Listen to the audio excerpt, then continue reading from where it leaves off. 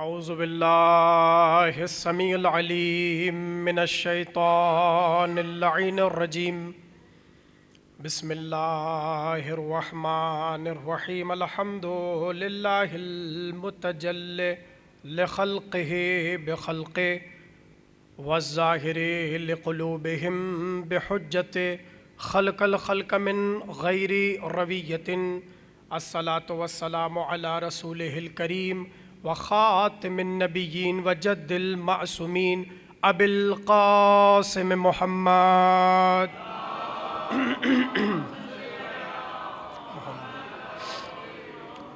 وآلہ الطیبین الطاہرین المعصومین الذین اذہب اللہ عنہم الرجس وطہرہم تطہیرا.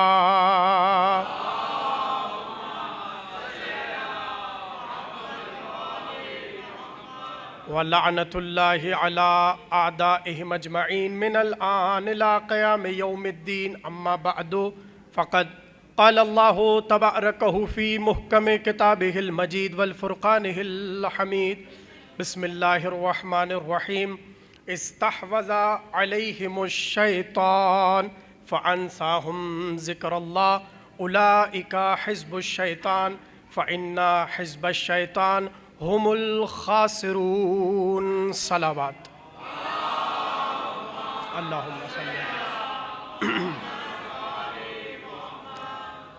مجلس شہادت ہے امام ہادی امام نقی حضرت علی ابن محمد علیہم السلام.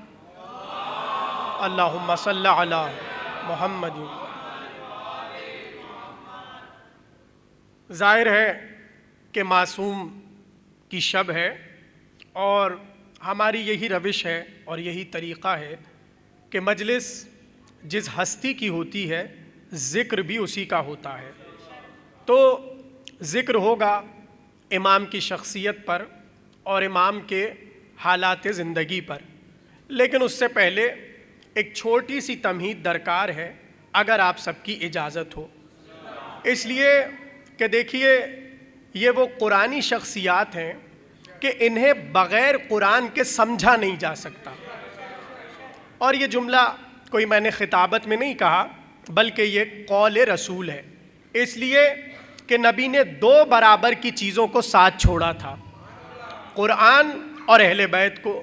تو اب اگر اہل بیت کو سمجھنا ہے تو قرآن کو دیکھنا ہوگا اور قرآن کو سمجھنا ہے تو اہل بیت کو دیکھنا ہوگا. تو ابھی جو میں نے آپ کے سامنے آیت تلاوت کی ہے یہ سورہ مجادلہ کی 19ویں آیت ہے، جس میں پروردگار عالم شیطان کے لشکر کی گفتگو کر رہا ہے. اور دیکھیے عربی زبان میں لشکر کے لیے اور فوج کے لیے بہت سارے لفظ ہیں. جلدی جلدی سے سنیے. مثلا ایک لفظ ہے عربی زبان میں فوج، یہ جو آپ اردو میں کہتے ہیں یہ خود عربی زبان کا لفظ ہے فوج، جس کا مطلب کیا ہے؟ لشکر. کیا مطلب ہے؟ لشکر اور فوج. ایک لفظ ہے عربی زبان میں اسی لشکر اور فوج کے لیے فئتن، یعنی فئہ لشکر کو کہتے ہیں، گروہ کو کہتے ہیں. اسی طرح ایک اور لفظ ہے عربی زبان میں جو کہ ہے جندن. جندن کا مطلب بھی لشکر اور فوج ہے. اور اس آیت میں جو لفظ استعمال ہوا ہے فوج کے لیے وہ ہے حزبن. حزب. اچھا، اسی حزب کی جمع ہے احزاب، جس پہ قرآن کا پورا سورہ نازل ہو گیا، جسے کہتے ہیں سورہ احزاب. اسے احزاب کیوں کہتے ہیں؟ اس لیے کہ احزاب جمع ہے حزب کی. جب چند گروہ ہوں یا چند لشکر ہوں تو انہیں کہتے ہیں حزب، اور جب بہت سارے لشکر اور بہت سے گروہ ہوں انہیں کہتے ہیں احزاب. چونکہ جنگ احزاب میں رسول کے مقابل بہت سے لشکر آئے تھے، یہ اور بات ہے کہ ایک تلوار سے سارے لشکر بھاگ گئے، لیکن بہرحال اس اعتبار سے اگر دیکھیے تو احزاب حزب کی جمع بنے گی. یہاں تک سب کی ہے توجہ؟ تو حزب کا مطلب ہے فوج، حزب کا مطلب ہے لشکر، حزب کا مطلب ہے گروہ. یہ تین لفظ یاد رہیں گے سب کو، فوج، گروہ لشکر. اردو زبان میں یہ تینوں ایک دوسرے کے مترادفات ہیں، یعنی آپ لشکر کہیے، فوج کہیے یا گروہ کہیے، ایک ہی مطلب بنتا ہے. اب یہاں پر پروردگار عالم نے آیت میں شیطان کی فوج کا ذکر کیا ہے، اور اللہ شیطان کا لشکر بتا رہا ہے. سورہ مجادلہ 19ویں آیت ارشاد ہے، سنو، استحوذ علیہم الشیطان، شیطان ان لوگوں پر غالب آ گیا. شیطان ان لوگوں پر غالب آ گیا یا ان پر قابض ہو گیا. کس طرح ہوا؟ اللہ نے سبب بھی بتا دیا. فَأَنْسَاهُمْ ذِكْرَ اللَّهِ، شیطان نے انہیں ذکر خدا سے دور کر دیا. یعنی جیسے ہی وہ ذکر خدا سے دور ہوئے، اب وہ کون ہے آگے تعارف ہو جائے گا. جیسے ہی وہ ذکر خدا سے دور ہوئے، وہ شیطان کی فوج میں چلے گئے، وہ شیطان کے لشکر میں چلے گئے، وہ شیطان کے گروہ میں چلے گئے. اور پھر اللہ نے ان کو نام دیا اپنی کتاب میں، اولئک حزب الشیطان، یہ تو حزب الشیطان ہے. نہیں توجہ کی آپ نے؟ اللہ نے قرآن میں نام دیا، یہ حزب الشیطان ہے، یہ شیطان کا لشکر ہے، یہ شیطان کی فوج ہے، یہ شیطان کا گروہ ہے. اور پھر اللہ نے عجیب جملہ کہا، الا، خبردار، فَإِنَّ حِزْبَ الشَّيْطَانِ هُمُ الْخَاسِرُونَ، اور سنو، یہ جو شیطان کا لشکر ہے یہ رہتا ہی خسارے میں ہے. تو اب یہاں 2-3 باتیں ہیں جو بہت اہم ہیں. اور وہ بات کیا ہے؟ اللہ نے بتایا کہ جب شیطان اپنی فوج بناتا ہے، شیطان اپنا گروہ بناتا ہے، شیطان اپنا لشکر بناتا ہے، تو سب سے پہلے جسے وہ اپنے گروہ میں داخل کرنا چاہتا ہے اسے ذکر خدا سے ہٹا دیتا ہے. یعنی جیسے ہی کوئی ذکر خدا سے ہٹا، وہ شیطان کے لشکر میں چلا گیا. معصوم سے پوچھا، یہ تو بتائیے یہاں ذکر اللہ سے مراد کیا ہے؟ امام سے راوی نے پوچھا، فرزند رسول، یہ جو شیطان ذکر خدا سے ہٹا کر اپنی فوج میں داخل کرتا ہے، یہ ذکر خدا کیا ہے؟ امام نے اپنی سمت اشارہ کر کے کہا، نحنو ذکر اللہ. امام نے اشارہ کر کے کہا نحنو ذکر اللہ. اچھا دیکھیے، ایک تو یہ جملہ معصوم کا کہ معصوم اللہ کا ذکر ہے، معصوم اللہ کا ذکر ہے. تو اب کہیں بھی ذکر معصوم ہو رہا ہو، پیچھے والے بھی تھوڑا سا ساتھ دے دیں، جہاں بھی ذکر معصوم ہو رہا ہو دراصل وہ ذکر خدا ہو رہا ہے. ٹھیک ہے، یہ حدیث ہے. اور ایک حدیث اور سن لیجئے کہ رسول اللہ نے علی کو دیکھ کر کہا، یا علی، ذکروں کا ذکری و ذکری ذکر اللہ. اے علی، تیرا ذکر خدا میرا ذکر ہے اور میرا ذکر خدا کا ذکر ہے. یعنی شیطان جب اپنی فوج میں کسی کو داخل کرنا چاہتا ہے پہلے ذکر خدا سے ہٹاتا ہے. اب ہم سے نہ پوچھئے منبر پہ کیوں ذکر علی ہوتا ہے، ہم تو مجمع کو ذکر علی سنا کر شیطان کی فوج سے نکالنا چاہتے ہیں. آپ اوروں کا ذکر کر کے مجمع کو کس کی فوج میں لے جانا چاہتے؟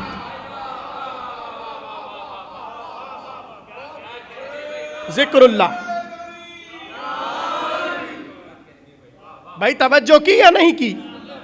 نحنو ذکر اللہ، ہم یعنی ہم معصومین، ہم اہل بیت ذکر خدا ہیں. اور شیطان سب سے پہلا وار کس پہ کرتا ہے؟ انسان کو اپنی فوج میں لے جانے کے لیے. فَأَنْسَاهُمْ ذِكْرُ اللَّهِ، ذکر اللہ، وہ لوگوں کو ذکر خدا سے ہٹا دیتا ہے. تو اب جتنا آپ ذکر خدا سے ہٹتے چلے جائیں گے اتنی شیطان کی فوج میں بھرتی ہوتی چلی جائے گی. یہی سورہ مجادلہ کا پیغام ہے. تو اس ایک آیت میں 2 بار لفظ آیا حزب الشیطان، یعنی شیطان کا لشکر، شیطان کی فوج. بہت توجہ. اب سوال یہ ہے کہ اس کا اپوزٹ کیا ہے؟ بھائی دیکھیے، قرآن نے یہ تو بتا دیا کہ یہ شیطان کی فوج ہے، تو پروردگار یہ بتا اس کے مقابل کس کی فوج ہے؟ تھوڑا سا میرے ساتھ رہیے. پروردگار یہ تو شیطان کی فوج ہے جو ذکر محمد و آل محمد سے ہٹاتی ہے، یعنی تیرے ذکر سے ہٹاتی ہے. ان کی فوج بڑھتی چلی گئی. اس کے مقابلے میں کس کی ضد ہے؟ اس کے مقابلے میں کس کی فوج ہے؟ تو قرآن میں 2 ہی حزب ہیں، یا حزب الشیطان ہے یا حزب اللہ ہے. قرآن کی آیت. اللہ نے قرآن میں دو ہی حزب بتائے, دو ہی فوجیں بتائی, یا ایک شیطان کی فوج ہے یا دوسری کس کی فوج ہے؟ اللہ کی فوج, جسے آپ حزب اللہ کہتے ہیں. تو ایک ہے حزب اللہ, ایک ہے حزب الشیطان. یہاں تک ہے سب میرے ساتھ؟ اب سوال یہ ہے کہ بھائی یہ اللہ کی حزب کون ہے؟ بھائی شیطان کی فوج تو سمجھ آ گئی نا, جو بھی ذکر خدا سے ہٹے وہ شیطان کی فوج میں چلا گیا. تو کتنا آسان ہے شیطان کی فوج میں جانا. یہاں ذکر علی چھوڑیے اور جائیے. لطف نہیں لے رہے جملے کا. یعنی اتنا آسان داخلہ ہے شیطان کی فوج میں جانے کا, کوئی فارم وغیرہ نہیں بھرنا, کوئی زحمت وحمت, بس ذکر علی چھوڑیے اور چلے جائیے. تو پروردگار یہ جو تیری فوج ہے جسے تو نے حزب اللہ کہا, اس میں آنے کی شرط کیا ہے؟ بھائی میں تو سوال اٹھا رہا ہوں, شیطان کی فوج کا داخلہ تو آسان ہے, ادھر جانے کی شرط کیا ہے حزب اللہ میں؟ تو سورہ مائدہ میں اللہ نے شرط بتا دی. اور دیکھیے الحمدللہ میرے سامنے تھوڑا تھوڑا مجلسی مجمع بھی ہے, اور وہ جانتا ہے کہ آیت ولایت کسے کہتے ہیں. پتہ ہے نا سورہ مائدہ میں 55ویں آیت جس میں ارشاد ہوا انما ولیکم اللہ ورسولہ والذین آمنوا الذین یقیمون الصلاۃ ویؤتون الزکاۃ وہم راکعون, جس میں اللہ نے بتایا ایک تو اللہ ولی ہے, ایک رسول ولی ہے, اور وہ ولی ہے جو حالت رکوع میں, دیکھیں ماشاءاللہ سب نے آیت پڑھ دی, یعنی 3 ولی اللہ نے آیت ولایت میں بتائے. بہت توجہ, ایک عجیب بات آپ کے حوالے کر رہا ہوں, یہ ہے 55ویں آیت سورہ مائدہ کی. اس سے متصل جو آیت ہے آیت نمبر 56, اس میں پروردگار عالم نے بتایا کہ حزب اللہ میں داخلے کی شرط کیا ہے. بہت توجہ, اللہ نے کہا اللہ ولی, رسول ولی, علی ولی. ابھی مجھے شرح کرنے کی ضرورت نہیں, سب کو پتا ہے کہ رکوع میں زکوٰۃ صرف علی نے دی. یہ اور بات ہے کہ بعد علی کوئی بیچارہ اتنی دیتا رہا زکوٰۃ, ابھی موقع نہیں ہے ورنہ عرض کرتے, مگر ان کے لیے کوئی ایک آیت بھی نازل نہیں ہوئی. لطف لیجئے گا, وہ کہتے ہم نے بہت زکوٰۃ دی کہ کوئی ایک آیت نازل ہو جائے, آیت آئی نہیں. تو ہم نے سوچا زکوٰۃ دینے پہ نہیں آ رہی تو لینا شروع کر دیتے, شاید کوئی آیت آ جائے. مگر عجیب بات ہے, نہ زکوٰۃ دینے پہ آیت آئی نہ زکوٰۃ لینے پہ آیت آئی. توجہ ہے نا سب کی. اس آیت کے فوراً بعد اللہ نے بتایا وَمَن يَتَوَلَّ اللَّهَ وَرَسُولَهُ وَالَّذِينَ آمَنُوا, سنو, جو اللہ سے تولا رکھے, جو اللہ کے رسول سے تولا رکھے, اور وہ ایمان والے سے تولا رکھے, فَإِنَّ حِزْبَ اللَّهِ ہم الغالبون. اور سنو, یہ جو ہے نا اللہ کا گروہ, یہی غالب آنے والا ہے.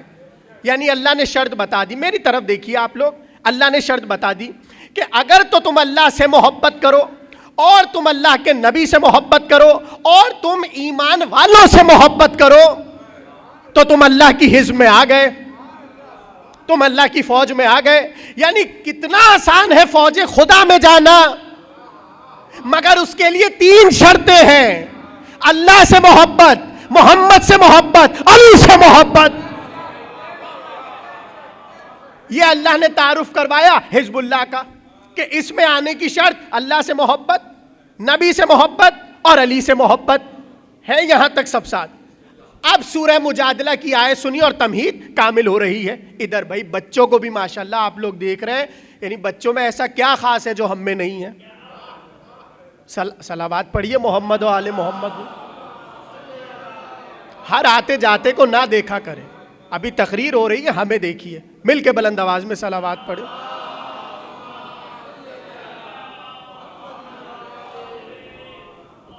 بھائی سب کی ہے نا توجہ. حزب الشیطان میں بتا چکا, حزب اللہ میں آنے کی شرط کیا ہے؟ اللہ سے محبت, نبی سے محبت, اور کس سے محبت؟ شاباش, یہ ہے شرط آنے کی.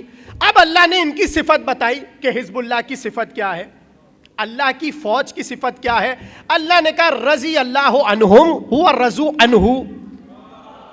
یہ جو اللہ کا گروہ ہے نا، اللہ کی فوج، اللہ ان سے راضی ہے اور یہ اللہ سے راضی ہے. اور پھر اللہ نے دو ٹوک اعلان کیا، الا فإن حزب اللہ هم المفلحون. اور سنو، یہ جو اللہ کی فوج ہے بس یہی ہے جو فلاح پاتی ہے. جب حزب الشیطان کا ذکر کیا تو کہا هم الخاسرون، یہ خسارے میں رہنے والے ہیں.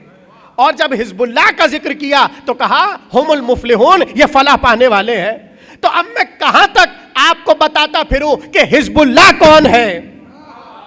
ایک حدیث سے بات تمام ہو جائے گی. راوی نے آ کر امام سے پوچھا، مولا قرآن نے یہ کہا ہے، آپ بتائیے حزب اللہ کیا ہے؟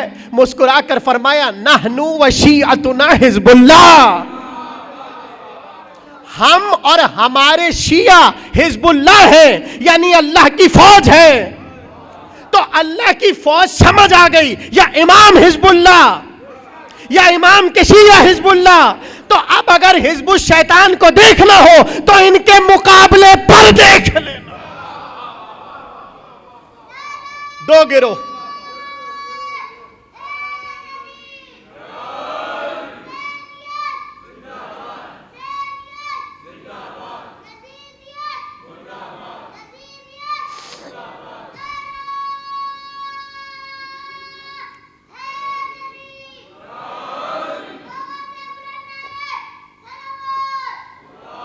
اللہم صلی علی محمد وعلی.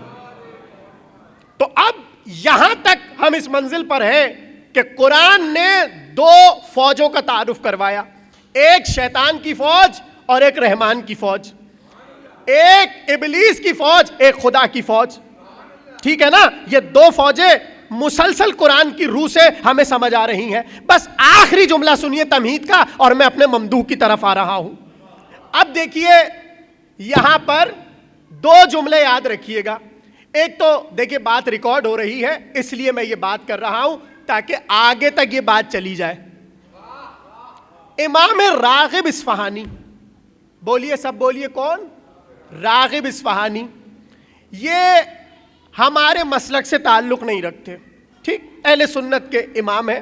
اور ان کا سب سے بڑا کارنامہ یہ ہے کہ انہوں نے قرآن کا لغت تیار کیا ہے، یعنی قرآن کی ڈکشنری، قرآن میں جو جو لفظ آیا ہے اس پر بڑی سیر حاصل گفتگو کی ہے. امام راغب اصفہانی، انہوں نے جب لفظ حزب پر گفتگو کی، میں کچھ کہنا چاہ رہا ہوں، جب انہوں نے حزب پر، لفظ حزب پر گفتگو کی تو ایک جملہ کہہ کر قلم توڑ دیا.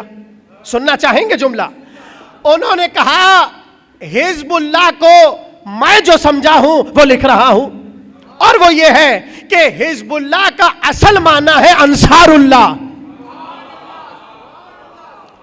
اللہ کی فوج. حزب اللہ یعنی اللہ کی فوج. انہوں نے کہا حزب کا مطلب کیا ہے؟ انصار اللہ، یعنی جو بھی اللہ کی نصرت کرے وہ ہے حزب اللہ، جو بھی اللہ کی نصرت کرے وہ ہے حزب اللہ. تو دیکھیے ایک زاویے سے تو پتہ چل گیا معصوم حزب اللہ، معصوم کے شیعہ حزب اللہ. مگر راغب اصفہانی نے انصار اللہ کہہ کر ایک نکتہ اور دے دیا. کیسے نکتہ دیا؟ جیسے ہی آپ گنج شہیدہ جاتے ہیں اور کربلا میں زیارت پڑھتے ہیں تو پہلا جملہ کہتے ہیں السلام علیکم یا انصار اللہ، اے اللہ کے ناصرو تم پر سلام.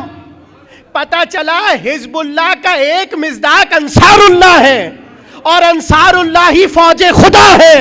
اسی کو میر انیس نے کہا جاتی ہے کس شکوہ سے رن میں خدا کی فوج.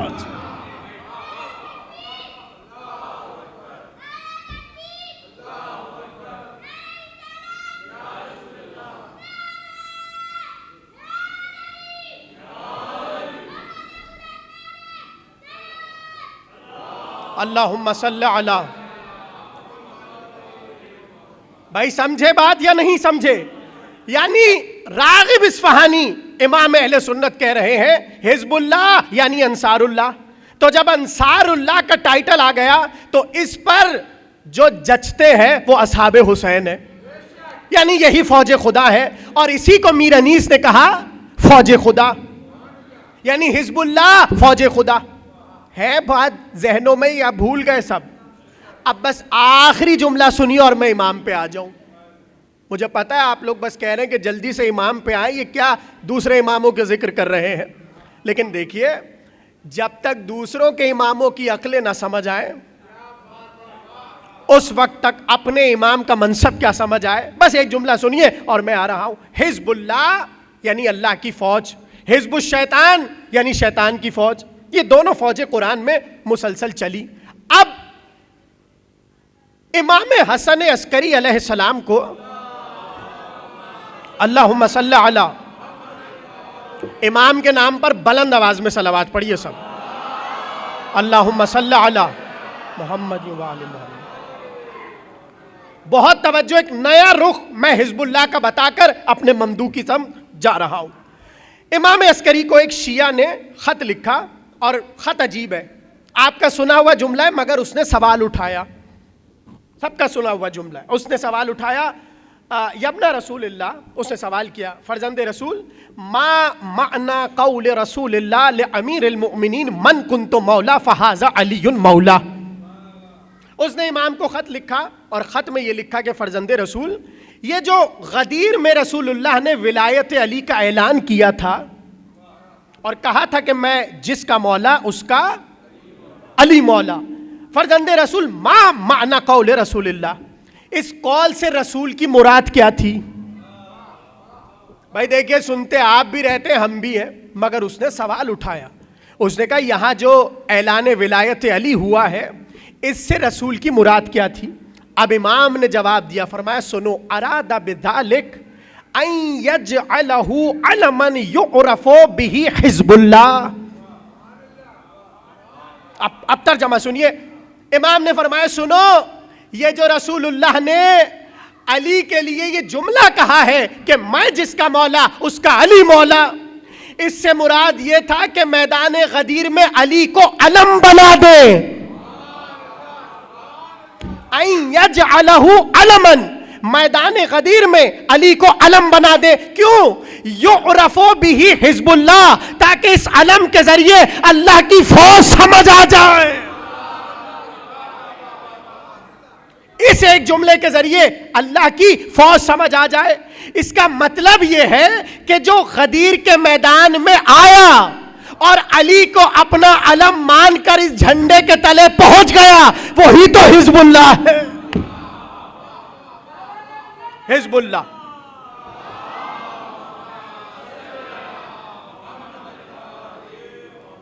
وہی حزب اللہ ہے. تو یہاں تک بات سمجھ آ گئی. تو اب قرآن نے بتایا دو فوجیں, یا شیطان کی فوج یا خدا کی فوج. اب میں آ گیا امام علی نقی علیہ السلام پر. اللہم صلی علی. پہلے میں نے آپ کو ساری فوج قرآن سے بتا دی, اب سمجھیے خدا کی فوج کیا ہے اور شیطان کی فوج کیا ہے. متوکل کھڑا ہوا ہے ایسے میں صحرا میں, دور دور تک صحرا کو تک رہا ہے, چٹیل میدان کو تک رہا ہے, اور تک کر اس نے اپنے غلام سے کہا سنو, 90,000 ترک غلام میری خدمت میں حاضر کرو. کتنے؟ سب بولیے 90,000. اب سوچئے کتنی تعداد ہوگی. اس نے 90,000 ترک غلام کہ جن کے بھرے بازو ہوتے ہیں, چوڑے سینے ہوتے ہیں اور بڑے لہیم شہیم قداور, یعنی عجیب حیت کے ہوتے ہیں, کبھی سرچ کر لیجئے گا یا دیکھ لیجئے گا, ترکی غلام اس نے بلائے اور تعداد ہے 90,000. جیسے ہی ترکی غلام سب سامنے آئے تو اس نے غلام سے کہا ان سب کے ہاتھوں میں جا کر بہترین اسلحہ دے دو.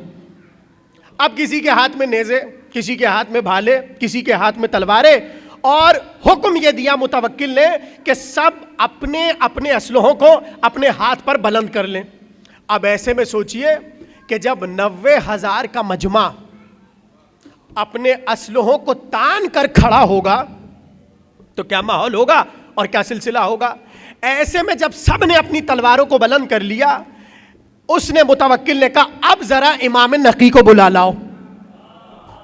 حزب اللہ اور حزب الشیطان, کہا اب جاؤ جا کے امام نقی کو بلا لاؤ. چلا غلام, چلا اور امام کو بڑے احترام کے ساتھ لے کر اس میدان میں حاضر ہو گیا.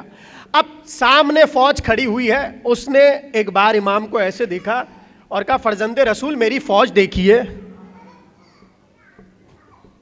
تقریر ضائع کر دی آپ نے ساری.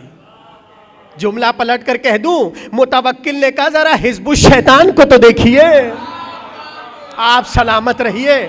شیطان کی فوج اللہ کی فوج اور ہے. ایک بار اس نے کہا یہ ذرا میری فوج کو تو دیکھیے.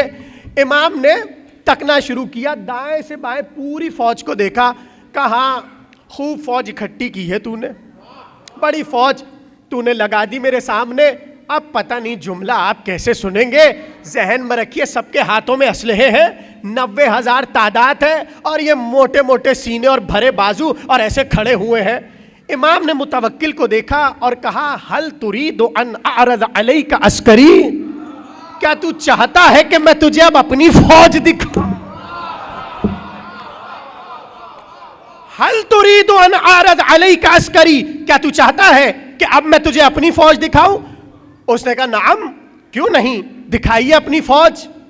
اب روایت کے فقرے ہیں فدعا اللہ. ایک بار امام نے دست دعا کو بلند کیا. جیسے ہی دست دعا بلند ہوا فَإِذَا بَيْنَ السَّمَاءِ وَالْأَرْضِ مِنَ الْمَشْرِقِ إِلَى الْمَغْرِبِ مَلَائِكَةٌ مُتَجَجَّجُونَ. اب جو سب نے دیکھا آسمان سے زمین تک, مشرق سے مغرب تک, ہر سو فرشتے ہی فرشتے تھے. ہر سو فرشتے ہی فرشتے, اور صرف فرشتے نہیں تھے بلکہ روایت کے فکرے متجججون, ایسے فرشتے تھے کہ سب کے ہاتھوں میں تلواریں تھیں, سب کے ہاتھوں میں تلواریں تھیں. ایک بار امام نے کہا یہ ہے میری فوج, یعنی یہ ہے خدا کی فوج. بس جیسے ہی دیکھا متوکل بے ہوش ہو گیا. جو امام کی فوج کو دیکھنے کے قابل نہ ہو وہ مقابلہ کیا کرے گا؟ امام نقی نے کہا اب تو میری فوج دیکھ. جیسی فوج دیکھی غش کھا گیا. مگر جملہ تو سنبھال لیجئے گا, بہت بڑا کہنے جا رہا ہوں. اب تک تاریخ میں اعتراض کرنے والوں کا اعتراض تھا اور سوال کرنے والوں کا سوال تھا. یہ آسمان پر کیا کوئی لوہار نے دکان کھول رکھی ہے؟ کس بات پہ اعتراض ہوتا ہے؟ یہ کیسے علی کے لیے ذوالفقار آ گئی؟ یہ آسمان سے کیسے تلوار آ گئی؟ کیا آسمان پر کوئی لوہار کی دکان کھلی ہے؟ کیا وہاں کوئی لوہے کا کام ہوتا ہے جو ذوالفقار آ گئی؟ کیوں اعتراض کیا؟ یعنی آسمان سے لوہا آ نہیں سکتا. یہ اعتراض ہوا ذوالفقار پر. نہیں سمجھے آپ؟ یہاں جب امام نے اپنی فوج دکھائی, کروڑوں کی تعداد میں فرشتے ہیں اور سب کے ہاتھ میں تلوار ہے. اب مجھے بتائیے یہ لوہار کی دکان آسمان پہ کھلی. صلوات پڑھیے محمد و آل محمد. مل کے بلند آواز میں صلوات پڑھے سب. اللہم صلی علی. تو قرآن نے بتایا ایک ہے حزب الشیطان, ایک ہے حزب اللہ. جو معصوم کی فوج ہے وہ ہے حزب اللہ, اور جو ان کے مقابلے پر فوج آ جائے وہ ہے حزب الشیطان. اور کتنا آسان فارمولہ دے دیا, ذکر علی سے جڑے رہو گے تب ہی حزب اللہ کہلاؤ گے, اور اگر ذکر علی سے ٹوٹ جائے گا بندھن تمہارا تو تم اپنے کو کوئی بھی حزب کہتے رہو, شیطان کھڑا ہوا مسکراتا رہے گا. اس لیے کہ مشہور کسی اور سے ہے اور ہے ہمارے. بہرحال یہ تھا امام کا دور کہ جب امام نے اپنی فوج دکھائی تو اس وقت متوکل ششدر رہ گیا. اللہ اللہ یہ ہے ان کی فوج. لیکن پھر امام نے یہ جملہ بھی کہہ دیا, سن تو بظاہر تو یہ میری فوج دیکھ رہا ہے مگر ہم تیرے خلاف کوئی کاروائی نہیں کر رہے. لیکن متوکل کو یہ خبر ملی ہوئی ہے, اب تھوڑا سا پیچھے جانا ہے تاریخ میں. متوکل کو یہ خبر ملی ہے کہ امام مدینے میں بیٹھ کر متوکل کے خلاف اسلحہ جمع کر رہے ہیں اور بڑی فوج تیار کر رہے ہیں. ایسے میں متوکل نے اپنے غلام کو بلایا جس کا نام ہے یحییٰ بن ہرثمہ. نام یاد رکھیے گا, یحییٰ بن ہرثمہ. بلایا اور بلا کر کہنے لگا ہمیں یہ خط پہنچا ہے والی مدینہ کا, جس میں اس نے لکھا ہے کہ کہ علی نقی تمہارے خلاف مدینے میں فوج اکٹھی کر رہے ہیں. اس نے کہا پھر میرے لیے حکم کیا ہے؟ کہا تم مدینے جاؤ اور جا کر انہیں گرفتار کر کے یہاں سامرہ لے آؤ. اب وہ جب چلنے لگا تو ایک جملہ کہا متوکل نے, اور وہ جملہ یہ کہا کہ سنو, کوفے کے راستے سے ہوتے ہوئے جو راستہ صحرا کی طرف سے مدینے جا رہا ہے اس طرف سے جانا اور اس طرف سے لانا. اب جملہ میرا محفوظ کیجئے گا, یہ جتنے دشمنان اہل بیت نے جب جب اماموں کو بلوایا مدینے سے تو سب نے ایک فکرہ کہا, ایسے راستے سے لانا جہاں کوئی جانتا نہ ہو. کیا کہا؟ ایسے راستے سے لانا جہاں کوئی جانتا نہ ہو. اب انہیں کیا پتا تھا یہ اگر صحرا میں بھی کھڑے ہو جائیں تو ذرہ ذرہ ان کی معرفت اور امامت میں گم ہے. اب یحییٰ بن ہرثمہ چلا, بہت توجہ, وہ کہتا ہے کہ میں لشکر لے کر 300 کا لشکر تھا جو میں امام کو گرفتار کرنے کے لیے جا رہا تھا, اور ایسے میں میرے ساتھ ایک ناسبی بھی تھا اور کچھ لوگوں کے مطابق وہ خارجی تھا. ایک ناسبی تھا اور ایک علی کا شیعہ تھا.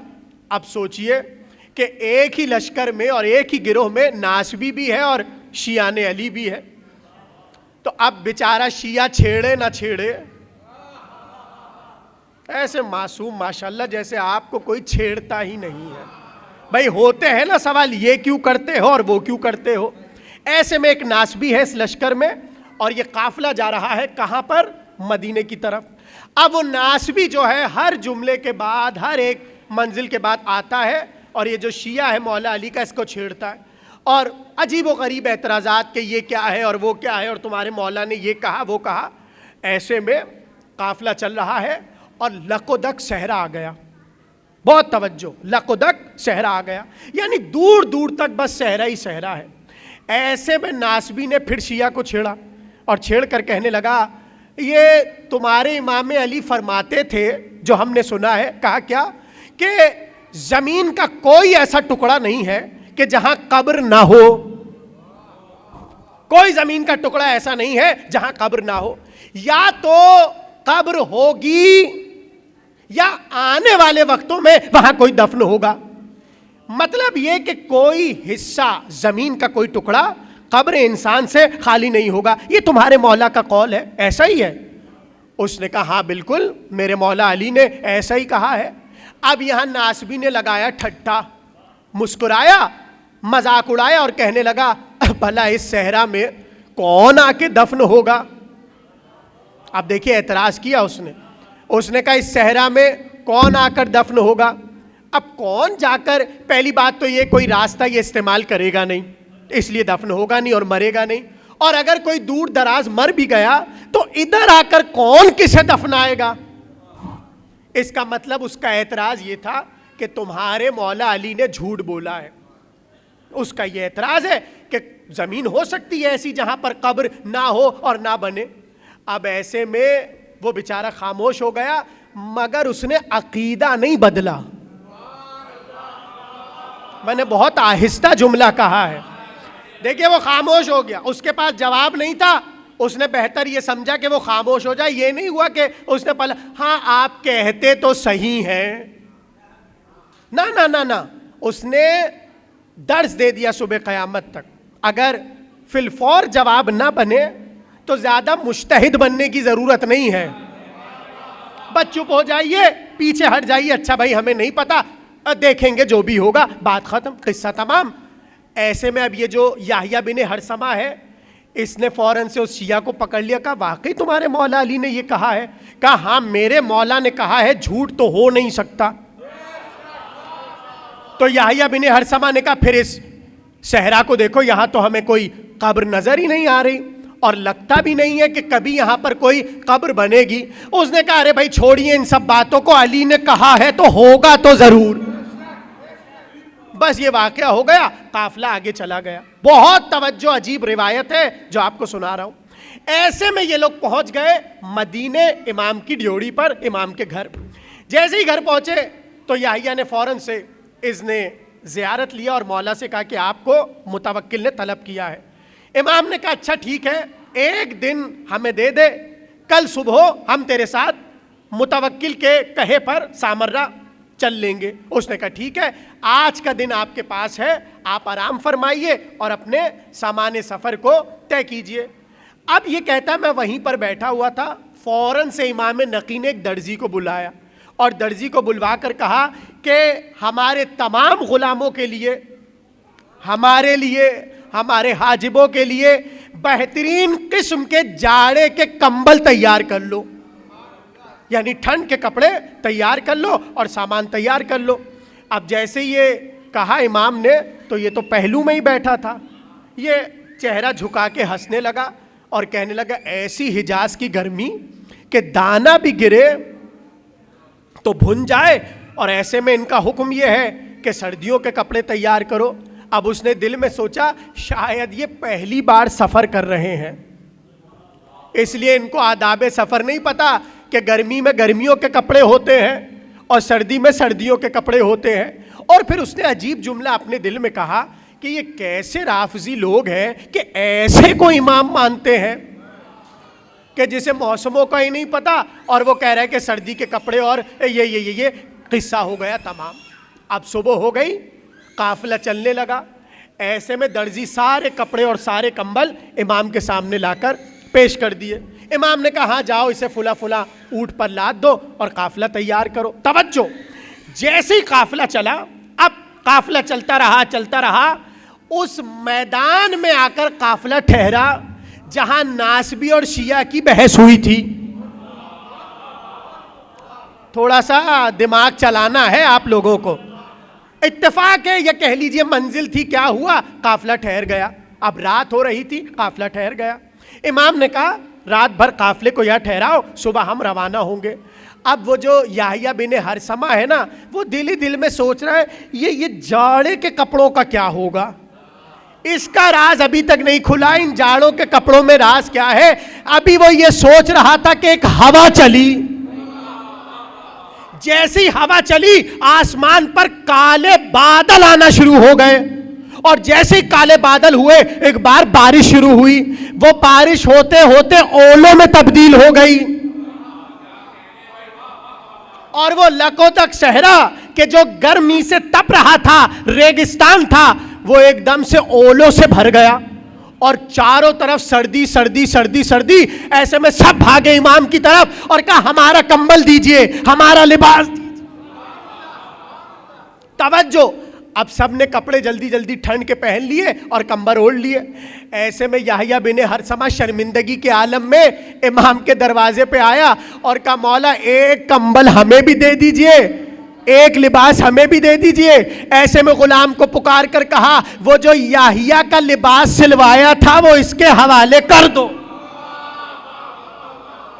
بھائی یہ ہے امام نقی۔ اب دیکھیے مجھے پتا ہے آپ لوگ ایسی حیرت سے سن رہے ہیں، اس لیے کہ مجلس تو امام کی ہوتی ہے مگر امام ہی کا ذکر نہیں ہوتا، تو اس لیے آپ کو حیرت ہو رہی ہے۔ اچھا یہ بھی واقعہ ہے، بہرحال جسے معلوم ہے معلوم ہے، جسے نہیں معلوم وہ سنے۔ ایسے میں امام نے سب غلاموں کو ٹھنڈ کے کپڑے اور کمبل وغیرہ دے دیے۔ اب ہو گئی صبح، صبح ہو گئی۔ جیسی صبح ہوئی خیمے سے نکلے تو دیکھا بہت سی لاشیں پڑی ہوئی ہیں۔ آپ سلامت رہیے جو سمجھ گیا بات، بہت سی لاشیں پڑی ہوئی ہیں، تعداد لکھی ہے کتابوں میں 80 جنازے اور لاشیں تھے جو پڑے ہوئے تھے۔ اب جیسی لاشوں کو دیکھا تو ایک بار یحییٰ بن ہرثمہ پریشان ہونے لگا کہ یہ لاشیں یہاں پر کیسے آئی۔ اب جو ہٹا کر دیکھا تو اسی کے قافلے والے لوگ تھے جو ٹھنڈ کے مارے صحرا میں مر گئے۔ اب جیسے ہی وہ مر گئے تو سوال یہ تھا یہ تو مر گئے، اب ان کا ہوگا کیا؟ تو امام نقی نے مسکرا کر کہا میرے دادا علی نے فرمایا ہے زمین کا کوئی ٹکڑا ایسا نہیں ہے جہاں یا قبر نہ ہو یا بننے والی نہ ہو، ان 80 مردوں کو یہاں پر گاڑ دو۔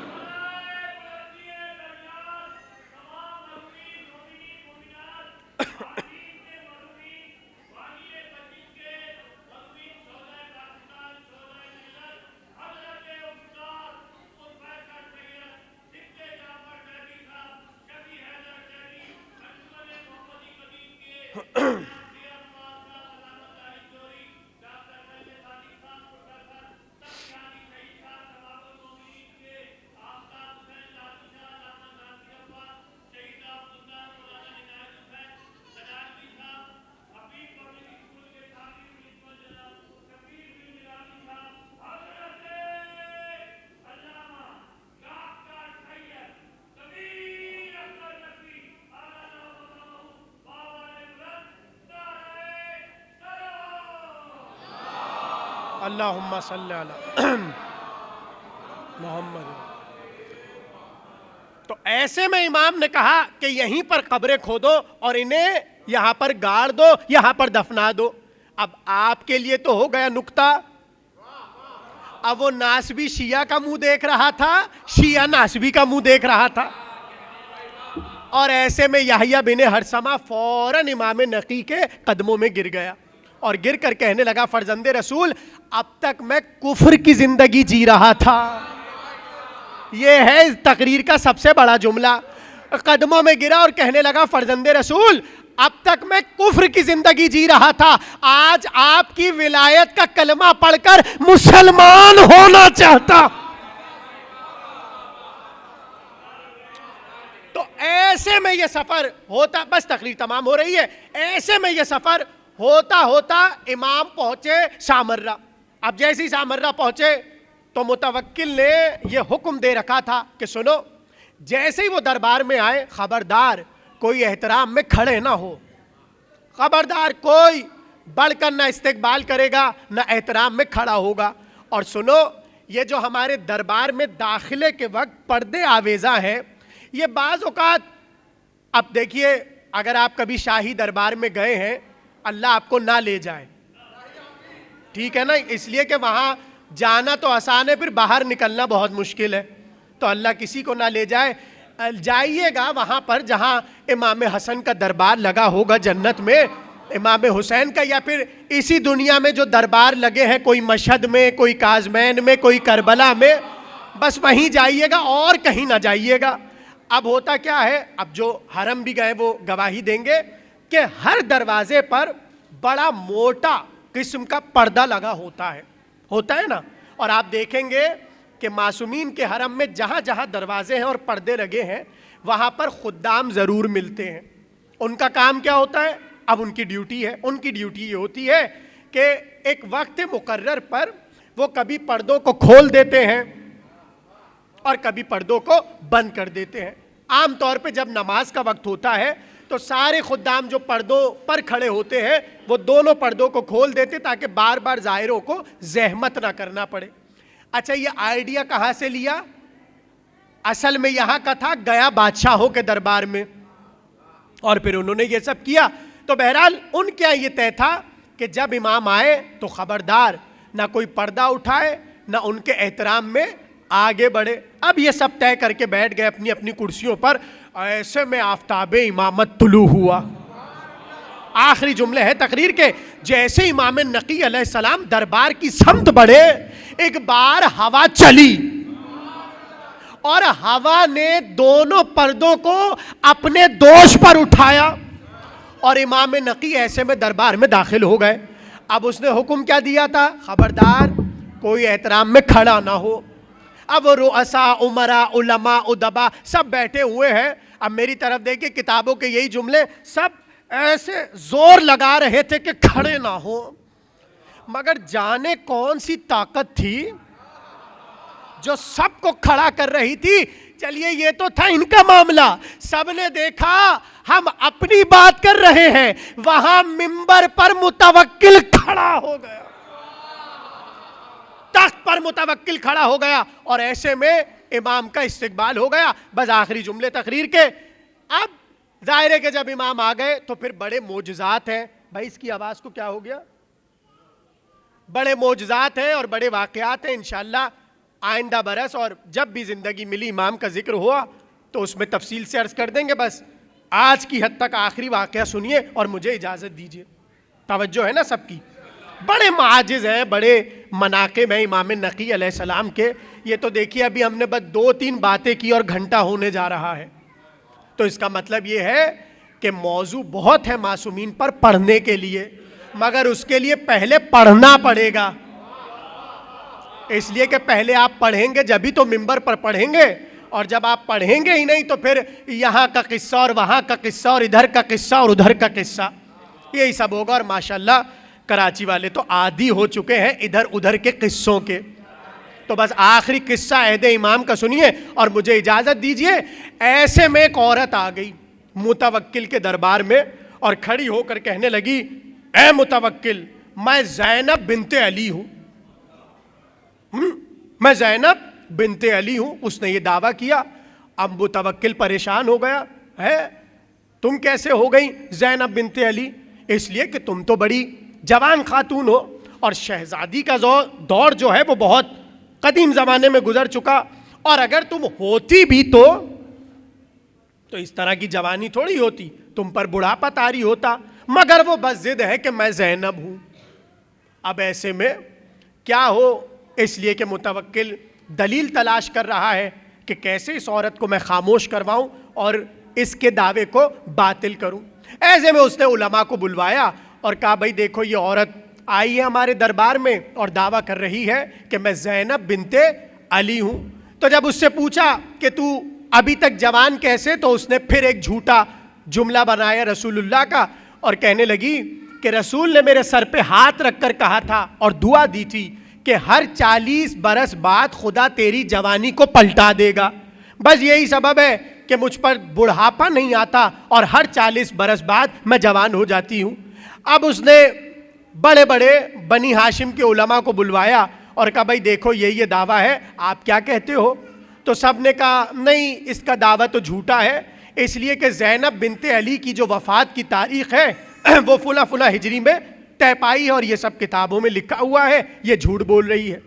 ایسے میں جتنے قریش کے علماء, بنی عباس کے علماء, سب کو بلایا گیا اور سب سے یہ کہا گیا کہ اس جملے کا توڑ کیا ہوگا. اب کسی کے پاس جواب ہی نہیں بن رہا, سب ایک ہی بات کر رہے ہیں, ثابت نہیں ہو سکتا, ثابت نہیں ہو سکتا, ثابت نہیں ہو سکتا. اور ایسے میں متوکل پریشان کہ میں کیسے اس عورت کو جھوٹا ثابت کروں. تو ایک ہی جملہ بھرے دربار میں کہا کہ پھر بلا لے اس امام کو کہ جس گھر سے اس شہزادی کا تعلق ہے. بس جیسے یہ جملہ سنا اس نے کہا بلایا جائے امام علی نقی علیہ السلام کو. آخری جملہ ہے, اس نے بلایا جائے امام کو. اب جیسے ہی امام نقی علیہ السلام تشریف لائے تو یہ سامنے کھڑی ہوئی ہے. امام نے جیسے ہی دیکھا کہ کیا دعویٰ ہے تیرا؟ اس نے کہا میں زینب بنت علی ہوں, یعنی میں علی کی بیٹی زینب ہوں. امام نے کہا کیا دلیل ہے تیرے پاس؟ اب اس نے وہی ساری باتیں جو پہلے کہی تھی وہ ساری باتیں کہہ دی. جیسے یہ دلیلیں دے کے خاموش ہوئی, امام نے کہا یہ جھوٹ بول رہی ہے. امام نے کہا یہ جھوٹ بول رہی ہے. ایسے میں متوکل نے کہا آپ بھی تو کوئی دلیل لائیے جو اس کو جھوٹا ثابت کرے. امام نے کہا چل میں اب تجھے ایسی دلیل دے دیتا ہوں کہ صبح قیامت تک جو اپنے زینب ہونے کا اعلان کرے. اچھا دیکھیے, اب جوڑتے رہیے خود سے تاریخ کو اور عہد کو. اس وقت دعویٰ ہوا تھا یہ زینب ہے. صلوات پڑھیے محمد و آل محمد پر. بھائی سمجھ رہے نہیں سمجھ رہے, یا صرف میں ہی سمجھ رہا ہوں اور میں ہی سمجھا رہا ہوں؟ دعویٰ ہے نا انہوں نے کہا بھائی, اس نے کہا میں زینب ہوں. اب امام نے توڑ دیا, کہا میں بتاتا ہوں یہ جھوٹ بول رہی ہے. کہا جھوٹ ہونے کی دلیل کیا ہے؟ امام نے کہا ایک کام کر, ایک کٹھیرا بنوا اور اس میں درندوں کو لے آ.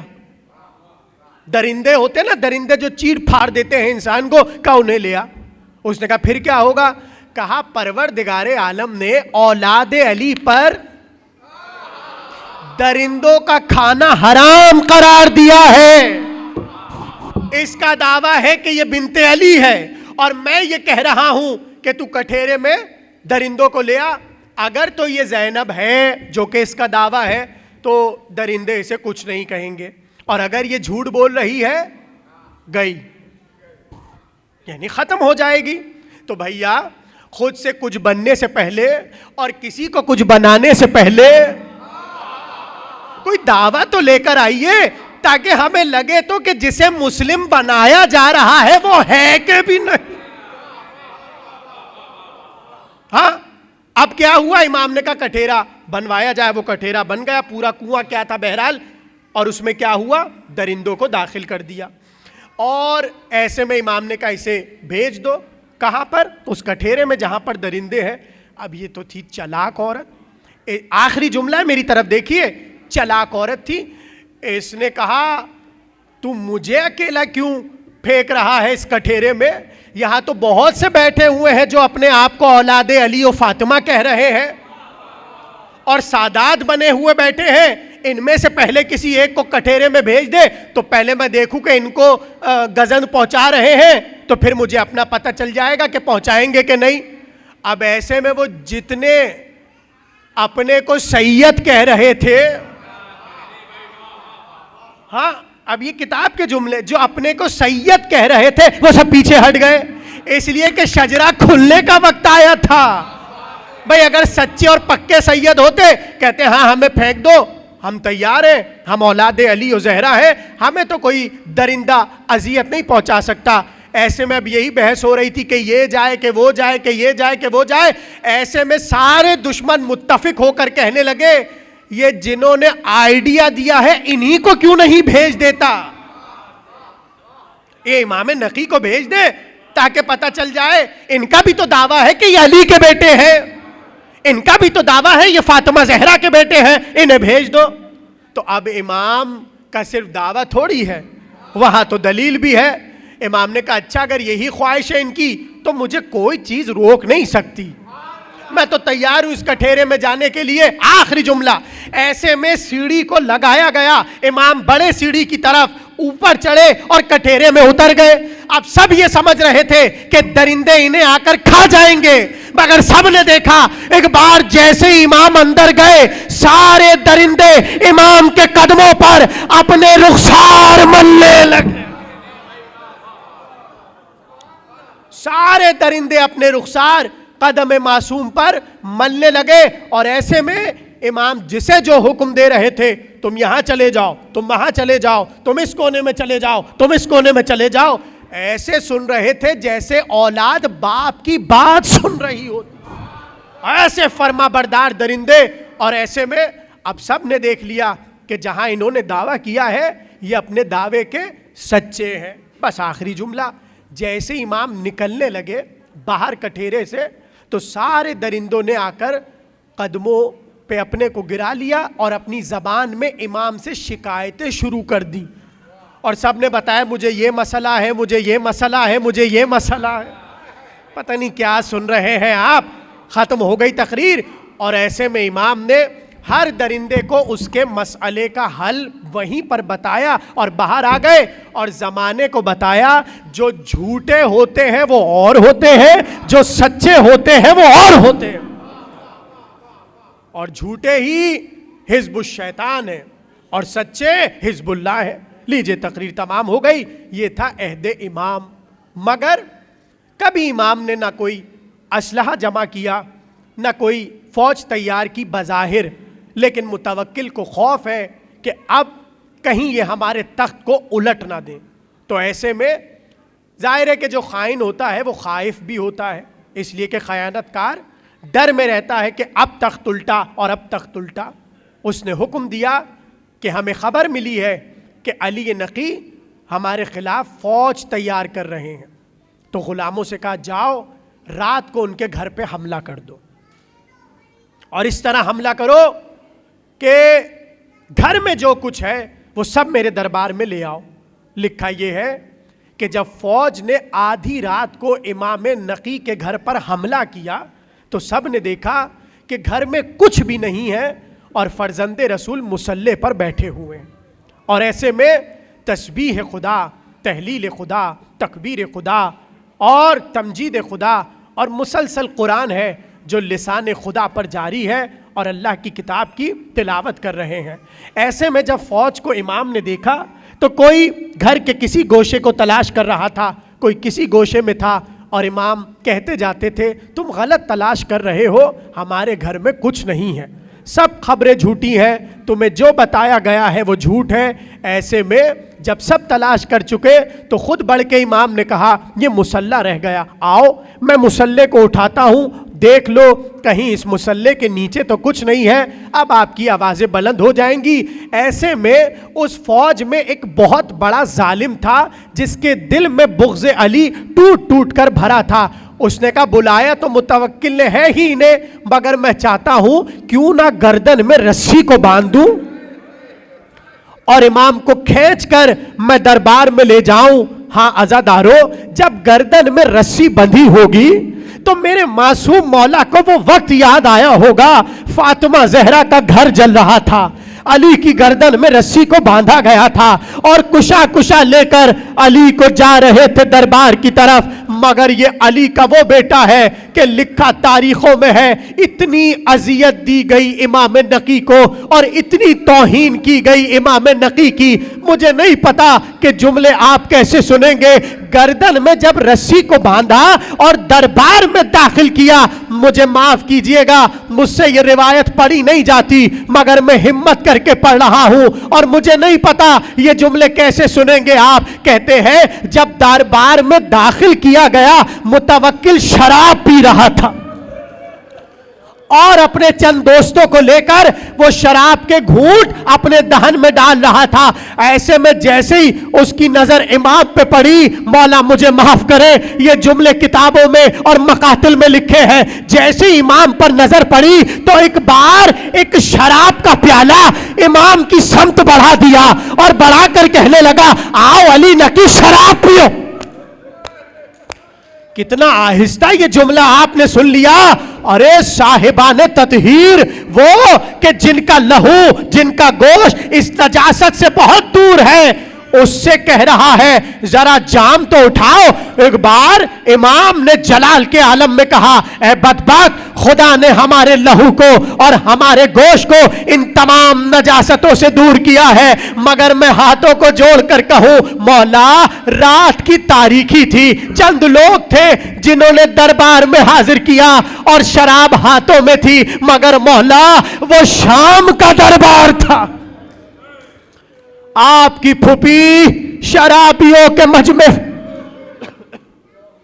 بس آخری جملے ہیں عزادارو، یہ ہے دور امام نقی۔ مسلسل ظالم جابر بادشاہ امام کی توہین کرتا رہتا ہے، اور یہی وہ دور ہے، یہی وہ متوکل ہے کہ جس نے امام حسین کے حرم کو اور کربلا کو مسمار کروا دیا اور اسی کے حکم سے دریا کو کاٹ کر حسین کی قبر کی طرف بڑھا دیا گیا، مگر بحر عظمت قبر حسین کہ دریا حسین کی قبر کا طواف کرتا رہا مگر امام کی قبر کو گزند نہ پہنچایا۔ ہاں عزادارو، میں ایک جملہ کہوں، اگر درد رکھتے ہیں دل میں، آج خدا نخواستہ یا ماضی میں جب ہمیں یہ خبر ملی تھی کہ سامرہ میں دھماکہ ہو گیا اور امام کا گنبد شہید ہو گیا، یا جو بزرگ بیٹھے ہیں کبھی خبر ملی ہوگی عہد صدام میں کہ حرم حسین پر حملہ ہو گیا، یا چلیے سامنے کی بات سن لیجئے، ابھی شام پر دشمنوں کا قبضہ ہوا، کیسے دل تڑپ رہے تھے آپ کے، ہائے بی بی کا حرم، ہائے مولا کا حرم۔ اب ذرا سوچئے ہمارا عالم یہ ہے کہ جب خبر سنتے ہیں دل تڑپ جاتا ہے، جب امام نقی کو بتایا ہوگا حسین کی قبر کو مسمار کر، اس وقت امام کا عالم کیا ہوگا۔ آخری جملے تقریر کے، اور ایسے میں روایت ہے کہ اتنی عظمت بتائی قبر حسین کی کہ ایک بار امام پر تپ چڑھ گئی، بخار آ گیا، تو ایک بار اپنے غلام کو بلوایا اور کہا کسی کو مخصوص کر دے، میری طرف سے اسے رقم دے اور کہہ دے کہ جاؤ جاؤ کربلا جاؤ اور میرے لیے دعا کر دو۔ اس نے قدموں پہ ہاتھ رکھ کر کہا آپ خود امام ہیں، مجھے کربلا بھیج رہے ہیں اپنی شفا کے لیے۔ ایک بار آنسو صاف کر کے کہا ہم بھی امام ہیں مگر حسین۔ اللہ اکبر، یہ ہے عظمت قبر حسینی۔ آپ نے گریہ کیا، ابھی تابوت برآمد ہوگا، مگر میرے جملے یاد رکھیے گا، آوارہ وطنی میں آپ کے امام کا جنازہ اٹھا، مگر یہ وہ امام ہے کہ جس نے اپنی زندگی میں بڑے غم دیکھے، بڑی مصیبتیں دیکھی۔ ایک مصیبت اور سن لو، شاہ بلد کو جانتے ہو نا، جنہیں سید محمد کہتے ہیں، 24 برس کے تھے، جوانی کے عالم میں حضرت دنیا سے سدھارے۔ جب امام نقی کو پتا چلا میرا بیٹا مارا گیا، سامرہ سے بلد تک پا پیادہ بغیر نالین کے اپنے بیٹے کا جنازہ اٹھانے گئے، اور جب جنازے پر پہنچے سینے سے لگا لگا کر علی نقی نے بڑا ماتم کیا، مگر میں ہاتھوں کو جوڑ کر کہوں مولا، جوان کے لاشے پہ آئے تھے مگر کلیجے پہ برچھی کا پھل تو نہ۔ ہائے مولا، حسین نے لاشے علی اکبر اٹھایا، آخری جملہ تقریر کا، ایک بار ظالم نے زہر دے دیا، کلیجہ کٹنے لگا۔ اور یہ تو تاریخ امامت ہے کہ کس کس طرح تمہارا ہر امام یا مسموم مارا گیا یا تلواروں سے مارا گیا۔ ہاں زادارو، جب جگر کٹنے لگا نا، جسے زہر دیا جاتا ہے اسے بڑی پیاس لگتی ہے، اس کے منہ سے دھواں نکلتا ہے، اس لیے کہ جگر پھٹنے لگتا ہے، جگر کٹنے لگتا ہے۔ لکھا یہ ہے کہ جب امام نقی کو زہر دیا گیا، دہن سے دھواں نکل رہا تھا اور پیاس سے جگر کٹ رہا تھا۔ اب میرا دل کہتا ہے ایک بار کربلا کا رخ کیا ہوگا اور رو کے کہا ہوگا السلام علیکہ یا ابا عبداللہ، لے آؤ تابوت۔ آخری جملہ ہے، عزادارو تمہارا مولا نقی دنیا سے سدھارا، آوارہ وطنی میں دنیا سے سدھارے، مگر جب گزر گئے ایک بیٹا موجود ہے، نام حسن عسکری ہے، بڑے محبت سے باپ کو غسل دیا، باپ کو کفن دیا، باپ کا جنازہ اٹھایا، اپنے گریبان کو چاک کر لیا، مگر میں ہاتھوں کو جوڑ کر کہوں اے حسن عسکری خوش نصیب ہو، بابا کا جنازہ اٹھایا۔ ہائے سید سجاد،